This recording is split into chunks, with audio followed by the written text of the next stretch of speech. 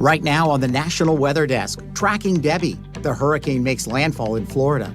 This is going to continue to weaken as it moves onshore, likely nearly stalling off the coast. But the story of this storm will be the flooding. It could be historic in Georgia and South Carolina. Risk of intense flooding cannot be overstated. It'll be incredibly unsafe to move around. See how communities are getting ready and hear why hurricane activity heats up into August. Because the area of usual development tends to expand. Plus, the drought is causing big problems for farmers in Ohio. Just the lack of moisture has been the worst we've had in years.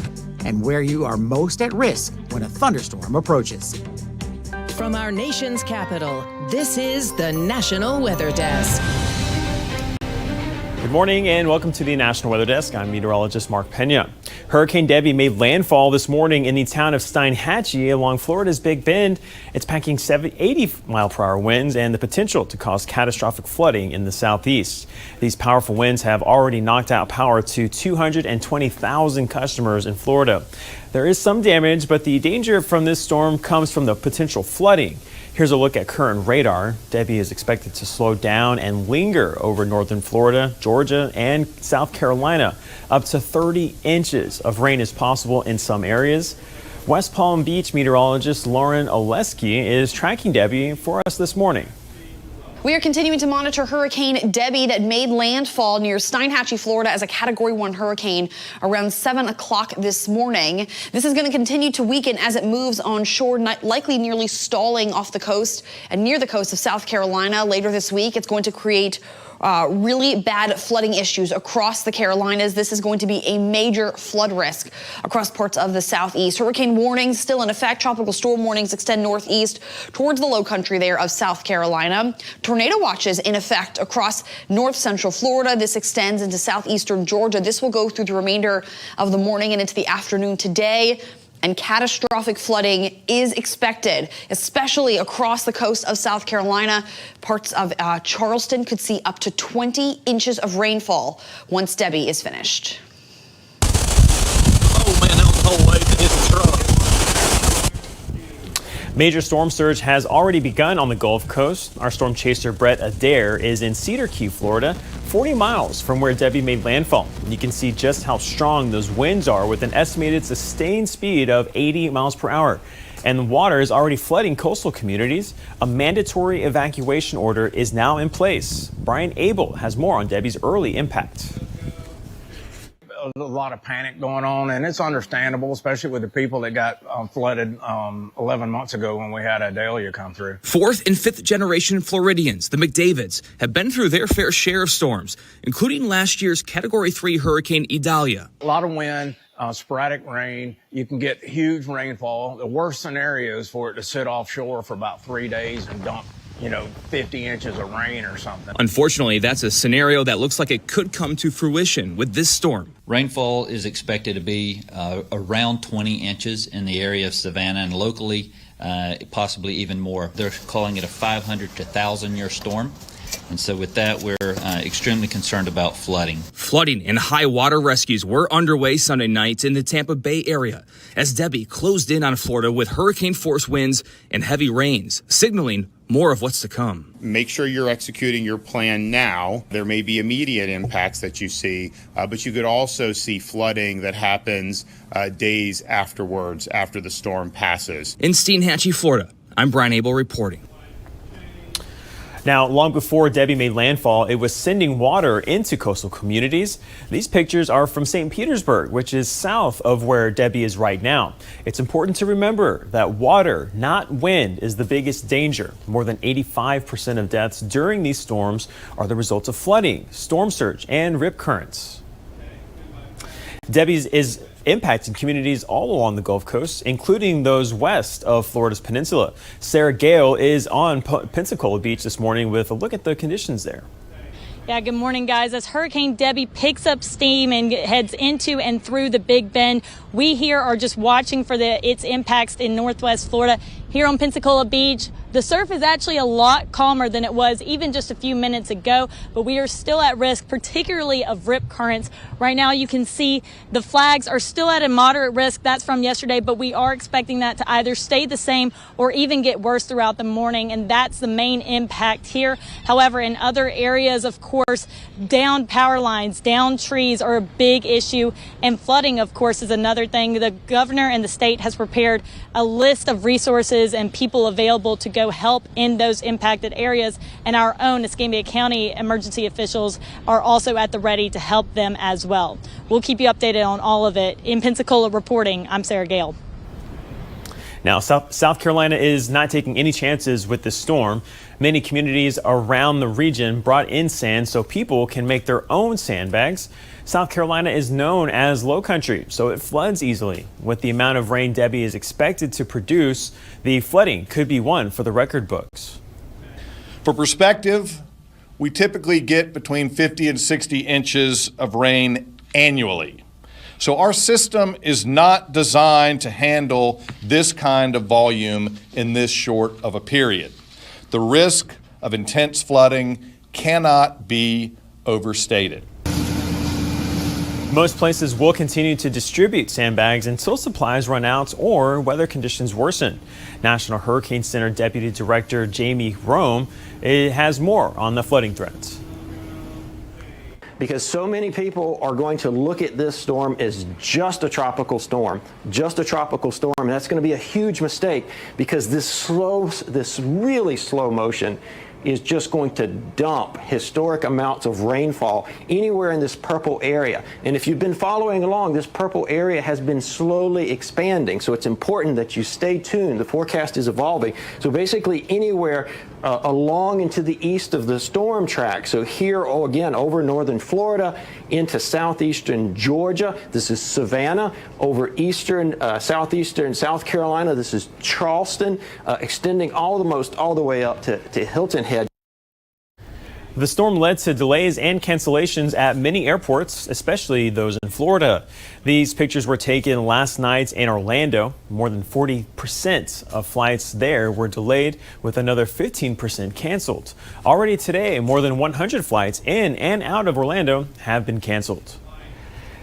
Debby's path is very similar to the path of Hurricane Idalia took last year. It made landfall last August 30th as a Category 3 storm with winds of 125 miles per hour. It was the first major storm to make landfall along the Big Bend, and while it had a storm surge of up to 12 feet, it did not linger like Debby is expected to do. So the flooding was limited to mainly the coastal areas. And the start of August marks an important part of hurricane season. It is the second busiest month of the season. South Carolina meteorologist Alex Cordero has more. 81% of tropical storms during any hurricane season happen after August 1st. 90% of those hurricanes happen after August 1st, and 97% of all Category 3 or higher major hurricanes happen. So quite the statistics here. It goes to show you August is a good reminder to, of course, have those plans and kits ready to go in the case of an impending storm. The actual peak is September 10th, but as you can see, from August through the end of October, that 3-month time frame, that is when most of the activity tends to flare on up. And for our area locally, many of our storms happen after the peak of hurricane season. Again, that is September 10th when that occurs. Another reason August tends to be so active in the months that follow, it's because the area of usual development tends to expand due to, of course, the warming of Atlantic waters and also just the lack of violent wind shear that tends to shred apart these systems. August has a lot. September really sees an eastward expansion in terms of tropical storm origins. And even though October starts to see it migrate back to the west as we transition into fall and cooler weather, and still can get quite active as fronts move in off the eastern coast, and you could still get quite a lot of activity. So again, point home that we're trying to carry to you is that from August onward, it tends to get quite active for hurricane season. Now, for all the latest, most up-to-date information on Debby, be sure to follow us on social media. We also post the latest content from our team of meteorologists across the country. Just search the National Weather Desk on your favorite social media platform. And coming up on the National Weather Desk, we'll head to Ohio to see how a major drought is impacting farmers in that state. And we'll show you where you are most at risk for being struck by lightning, and it might surprise you.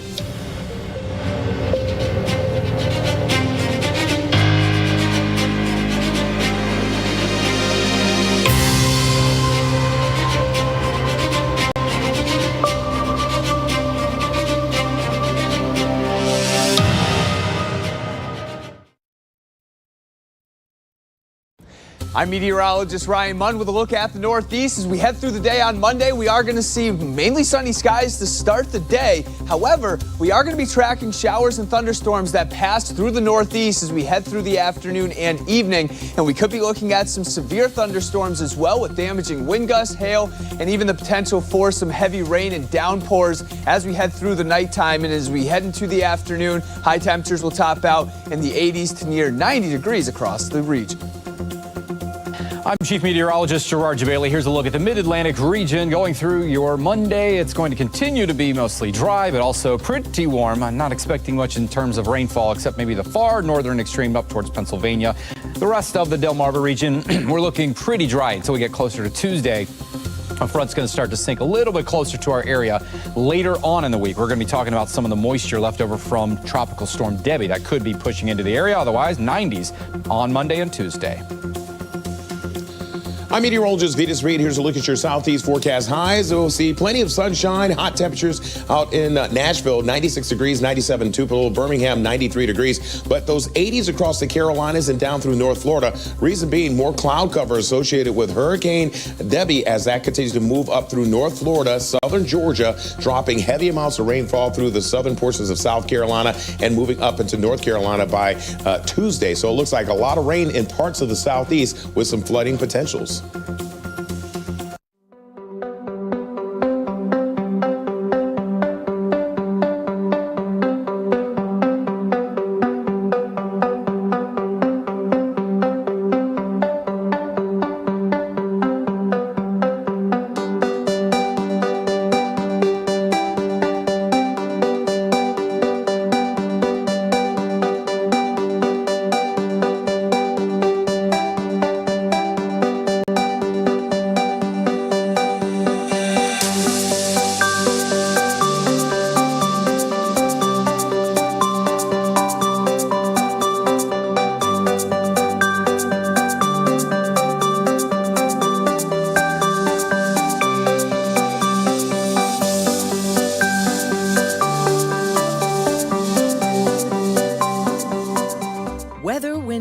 Presented by the National Weather Desk.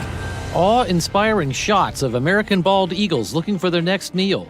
These were taken along Alaska's Inside Passage in the town of Ketchikan. A male wood duck takes flight in Washington state. And at Yellowstone National Park, always remember animals viewed outside your car's window are just as close and just as big as they appear. Want to see your weather photos and videos on TV? Click Chime In on this station's website to share. Drought conditions are plaguing southeast Ohio right now. Not only has it turned the grass brown, but farmers are struggling. Jeremiah Wilcox found out what they're up against.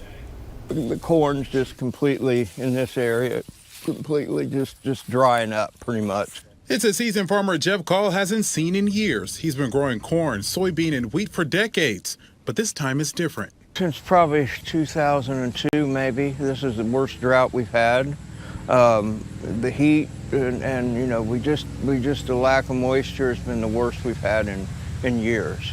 It's having a major impact on his business. Instead of having 200 bushel corn here, you know, we're looking at maybe at the best half a crop or less. Not only are we looking at low prices in crops, they've gone down in the last, we're also looking at a low yield. Farms all over are in desperate need of rain. Look at my tomato plants, and my tomato plants are just about dead. They don't usually die until the end of August. William Robbins has a smaller garden in Pickaway County. Even though he waters it every day, it's not enough. Everybody around Pickaway County gets rain. Pickaway County hasn't got any rain. My daughter lives in Lancaster. They get her grass is green. My grass is brown. Meteorologist Phil Kelly says almost 40% of the state is in moderate drought or worse. So the problem is we haven't had a widespread soaker, a rain that is that lasts all day. We haven't had that in a long time. We've had these intense downpours that have been very, very spotty. So we get an area where you may get it at your house, a very heavy downpour. 2 miles away gets nothing. Farmers now waiting out the drought. Hopefully next season's a lot better than this one. I feel bad. I mean, it's hard on producers. You have a lot of costs involved. It's kind of depressing when you go through a year like this where it doesn't rain. Well, I kind of give up on it. I got about all I'm going to get out of it, except for the tomatoes. When it comes to drought relief, you might think a period of intense rain would help, but that's not always the case. As meteorologist Brandon Strover explains, if the ground is too dry, the rain might not be able to be absorbed. Well, a dry ground and a wet ground can both enhance flooding. It comes down to the soil moisture, how much water is in the ground. When you have torrential rain falling atop a hard ground like you see in the desert Southwest, well, here in the east too this summer, because it's been so dry, it's really made that ground harder. It's not as receptive to take on water. It's like concrete. So when the water hits that, it rapidly runs off. Now, typically with the water table being low, given the drought conditions, you're not really going to see much of a stream or creek flood threat, but an urban flood threat, a poor drainage flood threat. And this is really dangerous if you're driving a vehicle. Of course, you never want to drive through high water. The vast majority of deaths and flash floods occur in vehicles. And this is one of those setups where that can happen. You can get a lot of runoff from torrential storms, and that can lead to some urban and street flooding. Now, when the ground is too wet, kind of a different idea here. The sponge, the ground, can't take on any more moisture. So when the rain falls, it also runs off rapidly. Now, this is more of a stream and creek or river risk because the water table's already higher. So that could really put homes at risk, that type of flooding. Strangely, to reduce the flood risk, you want a little bit of moisture in the ground, but you don't want a whole lot. That way it can take on some rain, lessen the runoff, and should probably reduce the risk for flooding also. Now, 'tis the season for stormy conditions, but this type of weather likely won't make you jolly. Meteorologist Eric DeBroca explains MCS season. Hey everyone, I'm meteorologist Eric DeBroca. Let's talk a little bit about MCS and what they stand for. Typically see them during the summertime quite a bit, especially in the Midwest, parts of the Mid-South as well. Stands for Mesoscale Convective System, and what that means is really a fancy term for a group of storms that tend to act, well, like a system or like a front, and they can travel hundreds of miles for several hours. So we're talking heavy rain, also damaging winds are going to be a big threat with those mesoscale convective systems. It can come in the form of a broken line or a cluster of cells. Strong storms often come with lightning, and that can be a life-threatening risk. Meteorologist Eric Estreva shows us why it's so important to head indoors when thunder roars. We've had multiple deaths because of lightning since 2006, the majority of which were because people were stuck outside or thought they were in a safe spot, such as under a tree or in the middle of an open field, and that lightning would not strike them. The most significant spot for these deaths, with 92 deaths, was under a tree. You are never safe, even if you are under a tree that is not the tallest tree. Wherever you may be, the best spot for you to be is inside a sturdy building, away from the exterior walls and doors. And you want to avoid using anything electrical, as lightning, if it strikes the house, can go through the electrical system or even the plumbing. So you don't want to be such as taking a shower or bath during a thunderstorm as well. We just want to keep you safe. We want to make sure you are avoiding the outdoors, as while the most common lightning strike is from cloud, in the cloud, particularly, not necessarily cloud to cloud, but in the cloud, but also cloud to ground. That is a very common strike we see here in the United States, and that's where we see the most danger caused from any thunderstorm that is able to produce lightning. The Cherry Grove Fishing Pier in North Myrtle Beach is officially open. It was closed, though, after Hurricane Ian damaged it nearly 2 years ago. With peak hurricane season almost here, some are wondering if the pier was rebuilt differently to survive future storms. Emma Engel has more. The Cherry Grove Pier is back. It was closed for almost 2 years after sustaining damage in Hurricane Ian. The pier was split in half and had serious damage to the support beams.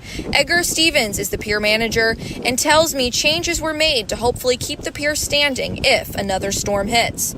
They raised the pier 6 to 8 feet on the lower end and put in larger braces to give more protection.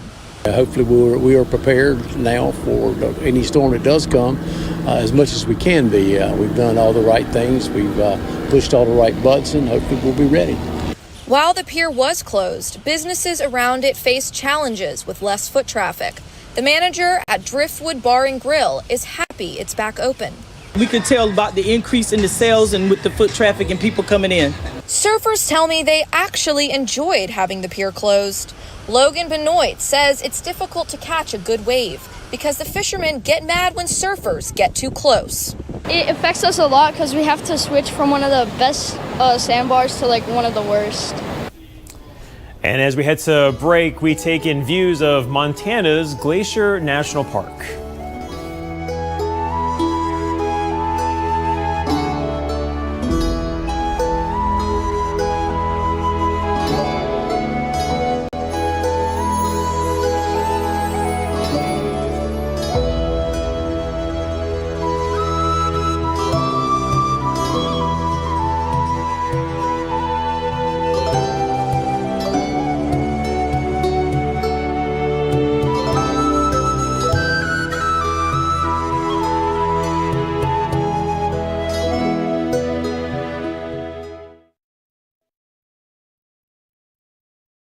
Well, a very good Monday morning, everyone. I'm meteorologist Andrew Buck-Michael. We've got scattered showers and thunderstorms with a cold front draped across the Midwest today. Look at this. We're getting into the 60s for highs here in Bismarck and Minneapolis across the far north, a little cooler, but getting up to 100 in Lincoln and Wichita today. Those showers and storms drift their way into the Great Lakes heading into the day tomorrow in the Ohio Valley. And behind that, temperatures try to cool down into the 70s for highs, a lot of 70s and 80s by Wednesday. Good Monday morning. I'm meteorologist Joe DiCarlo. Look at our forecast across the region. It's just that summer August heat. We'll start in the 70s and low 80s. We'll be back in the upper 90s, near 100 across the region. Plenty of sunshine. Can't rule out a very stray shower across parts of Texas, but that is the only rain chance we see ahead. Otherwise, 70s in the morning for your Tuesday, back in the 90s and triple digits again for the afternoon. Well, hi there, everybody, and a good Monday morning to you. I'm meteorologist Shannon O'Donnell. The heat goes on out west, save for along the California coastline, where the marine layer is keeping the Golden Gate Bridge and the city by the bay just in the mid-60s today. Triple-digit heat, though, over Salt Lake City and certainly into Phoenix here as we head into early August. Back into the 80s for Seattle and Portland. Big lid of high pressure keeping the west warm and keeping that wildfire danger high. And that's the scene from here.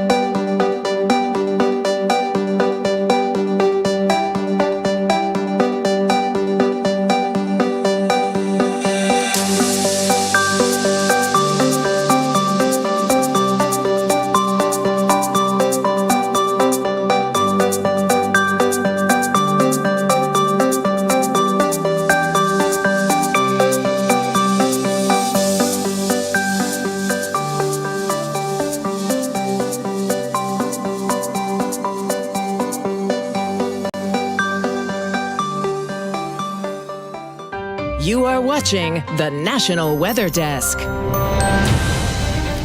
Many regions in the United States are dealing with some type of drought, so you may be wondering how you can keep your lawn looking good if you're in one of those areas. Maybe it doesn't take as much water as you think. Meteorologist Lindsay Storrs explains. In the heat of August, you might think your lawn needs to be watered daily in order to stay lush and green, but that's actually not the case. According to the Utah Division of Natural Resources, your lawn really only needs to be watered 3 times a week, and higher valleys only need to water twice a week. When you make this switch, your lawn may initially get some dry spots, but eventually the roots will grow deeper in search of water, which will make your lawn healthier in the long run. To make your watering more effective, make sure that your sprinklers are working before 10 a.m., so early in the morning. That way the water can really penetrate into the soil to help out your lawn. If you water during the peak heating of the day, a lot of that water evaporates before it does any good. Looking for some great weather content? Check us out on social media. You can find us on all your favorite platforms. Just search the National Weather Desk or scan the QR code on the bottom left-hand corner of your screen. We'll be right back.